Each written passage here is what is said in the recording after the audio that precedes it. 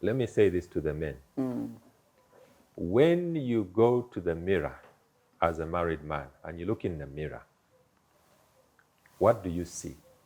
You probably see yourself. But if you are a married man, when you go into the mirror, you should see your wife.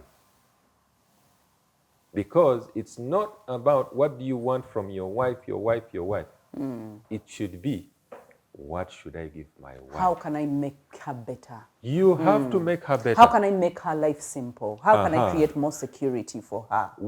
Men are supposed to be Christ-like. If the scriptures tell us in Ephesians, we are supposed to love our wives as Christ loved the church.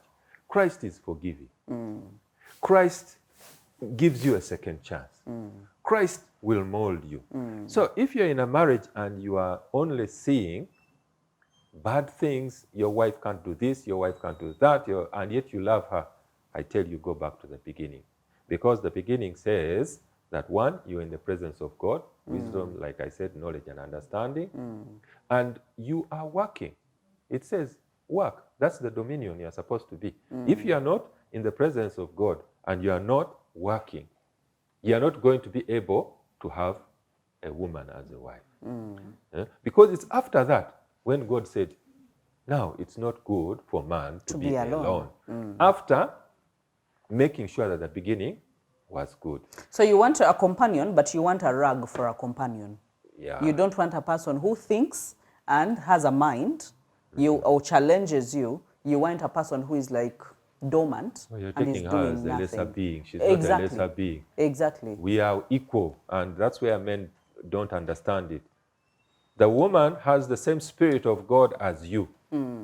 But the whole thing is that she has a position, you have a position. You will not understand those positions unless you know yourself and you know what you're supposed to do. And likewise, when women, by the way, will always feel secure when their husbands know what to do and they'll trust their husbands. These things, some of them, they look like they are abstract, but it's the truth. When a man doesn't have a vision, I'm not telling you to write a thesis that you are writing a vision, but a man who has a vision, the simple thing you talked about, Mr. Bahati, holding your hands, Mr. Sabiti, and he holds your hands and tells you exactly what he sees in you and exactly what he sees you going ahead with. Yeah? He gives you a roadmap. Gives you the roadmap. So you're willing to follow because you know you're not following a blind person. Thank you. And you will also say... And they're bringing you along. Correct. They are not just saying, follow me blindly. They're saying, I will explain to you where we are going. And he has put on the table that he is committed. Exactly. Fully committed. To this journey, yes. That is when the woman gives you that security. And with that kind of security, unless there's something wrong with your brain, you fall in line. Proverbs 31 will start showing. You know. A woman that follows and a man that leads. In whatever I'm doing with him, as I'm helping him, he is my head, and he's backing me. And not just in words, but in actions, every step of the way. And I think the consistency is what fails most people.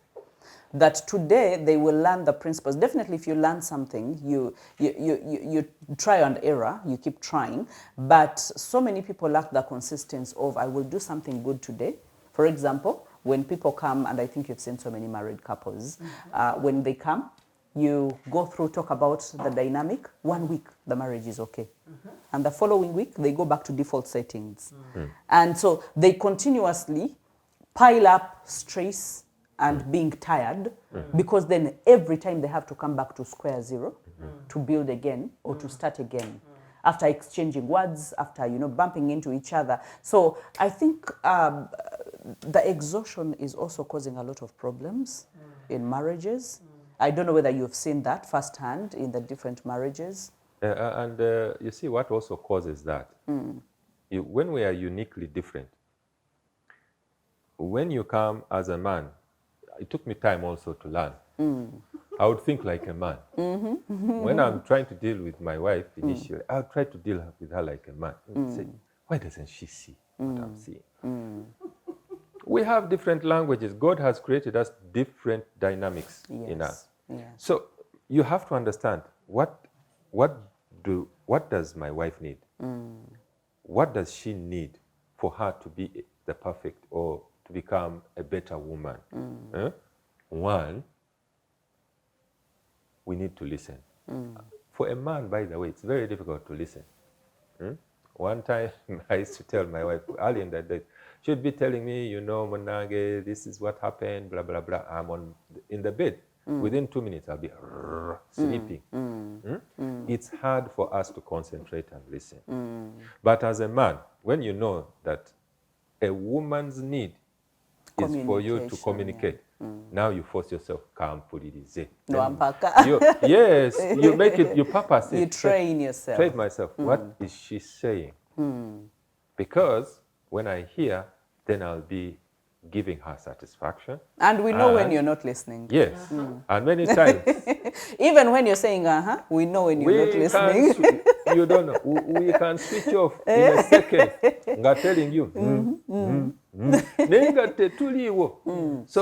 So we also ask a question that will show us whether and you will be off track. So you ask all these men, what do you know about women?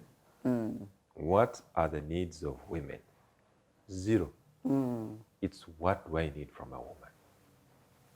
And likewise, the women, they want the provisions, they want the money, they want all the nice things. But these things come only when the two of you, with your unique differences, can satisfy each other. Can I have a small interjection there? You say that the women want the provisions. So, fellow ladies, as we want these provisions, what have you done for him to be able to enable him? Yes, to enable him to bring these provisions. If you're just demanding, but what you are supposed to do, you are not even doing it. Because we are helpers. Then you're what? not helping. Then what? Likewise, that is extortion. Yes, likewise the men, when they want something and they're not also doing what they want, it comes to the same thing, the extortion bit. Yeah, exactly. The manipulation. So, the marriage is not supposed to be that. No. Invest and get the returns on your investment. Yes. That's a bit. So it's work. It is work. And I like to give examples, live examples. Early in my marriage, I made a conscious decision that my wife, I will give her time.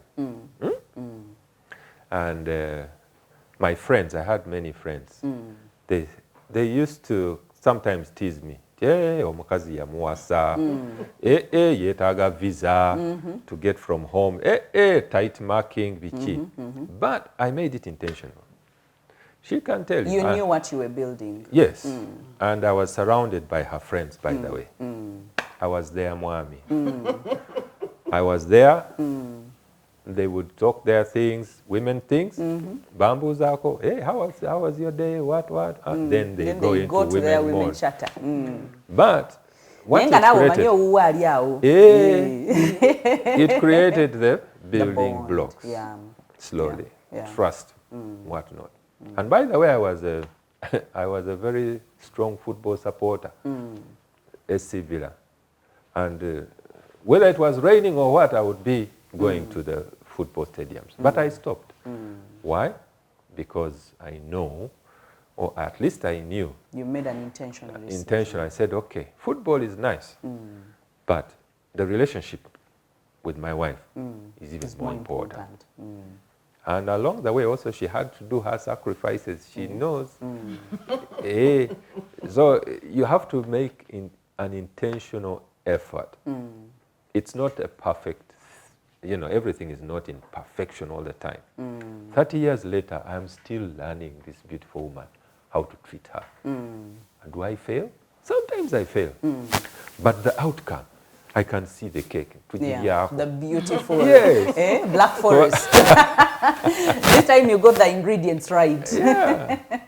Wow, Yeah. that's wonderful. I'll not ask on the side definitely of the ladies, because when the leader sets the pace, I know there are some ladies that just refuse to follow. Yes. And just like you said, I think it goes back to the background, the fears that we harbor in our hearts, that we never let go, and sometimes the lack of proper explanation your leader is giving you, that this is where I'm taking you. And then sometimes the ladies go to seek advice.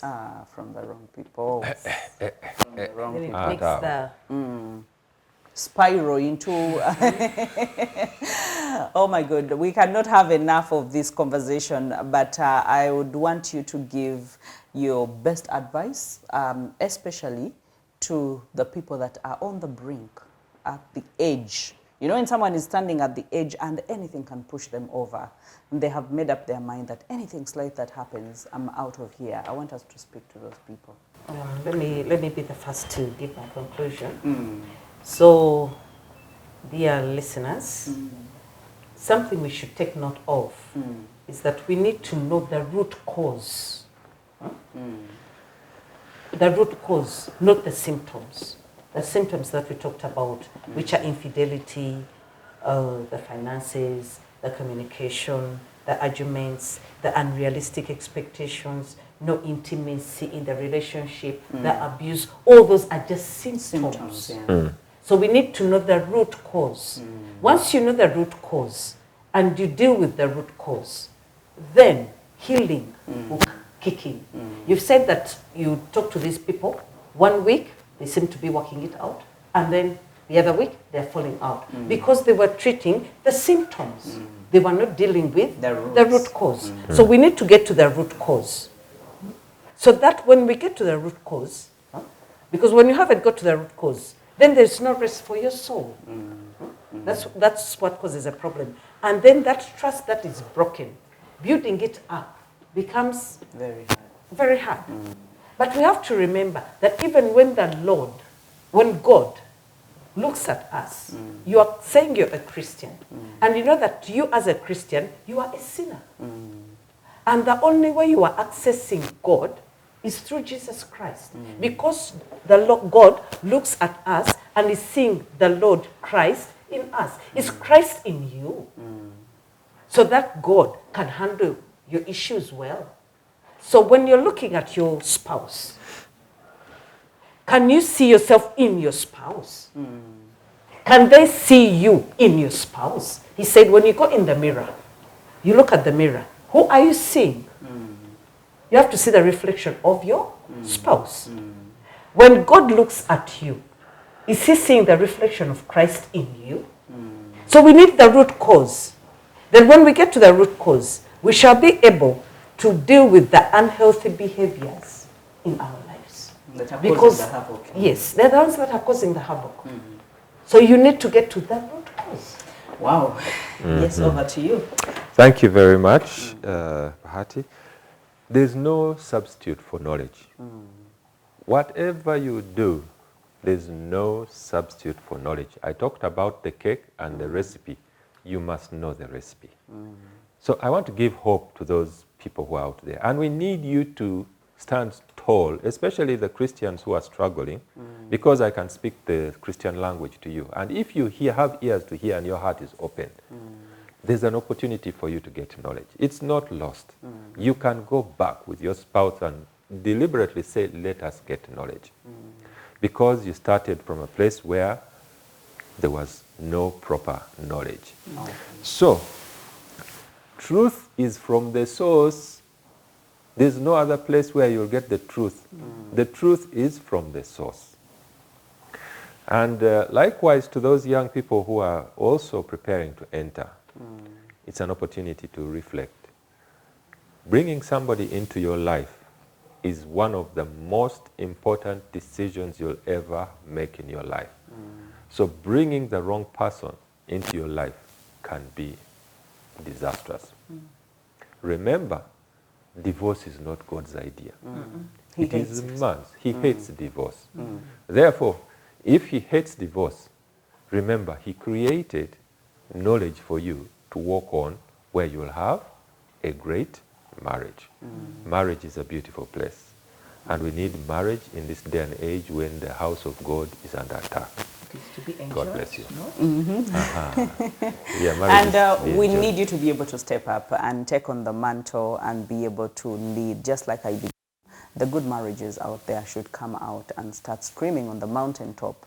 Do not light a candle and put it under the bed. If you're living a good marriage, make sure that you shine bright out there. Whether bagamba wekoza, whether bagamba bakuloga, whether bagamba tolina future, whether bagamba okola otya, make sure that ojiba kuba mu maaso in a godly, good way, and let them admire the fruits that you are bearing, and let them come and eat some of those fruits, and let them be able to create proper marriages as well. It is possible. It's not all lost, and it all comes down to us and the choices that we make. We love you, and we wish you a great night. I hope that you make the right decisions.